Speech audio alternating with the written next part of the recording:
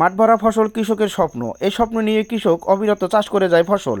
তো এই যে খাল, এই খালে বর্তমানে গম চাষ করা হলেও এই খালের উপরে কিন্তু একটা সাঁকো আছে। এই সাঁকোটা এখন কোনো কাজে না লাগলেও বন্ধুরা বর্ষা মাসে কিন্তু এর চাহিদা বেড়ে যায় দ্বিগুণ। মানে এপারের লোক ওপারে যাওয়ার জন্য একমাত্র ভরসা এই সাঁকো। ভুট্টা ক্ষেত দেখুন বন্ধুরা, কত সুন্দর ভুট্টা। এই ভুট্টার ক্ষেতের পাশে একটি বাড়ি আপনাদেরকে না দেখি আর থাকতে পারলাম না। তারা শহর থেকে শুধুমাত্র চাষবাস করার জন্য বর্তমানে চরে এসেছে, চাষবাস শেষে আবারও চলে যাবে শহরে।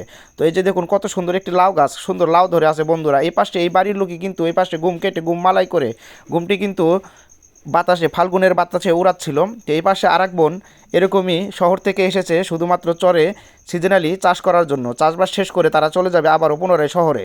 তো এই যে দেখুন খেসারি কালাই কিন্তু ক্ষেত থেকে সংগ্রহ করে নিয়ে এসে গরু দিয়ে মোলে এখন বোন ঝাড়তে আসছিল। তাই আমি একটু কাছে যে বোনটার সাথে কথা বললাম, বোন বললো যে আমার বাবা মা সবাই খেতে চাষ করতে গেছে, আমি খেসারি কালাই ঝাড়তেছিলাম, যে আমও যাবো বাবা মার জন্য কিছু খাবার নিয়ে। রোজা থাকে না, সারাদিন কাজ করতে হয়। তো বন্ধুরা এই যে দেখুন পেঁয়াজ কিন্তু খুব ভালো একটি ফসল। তো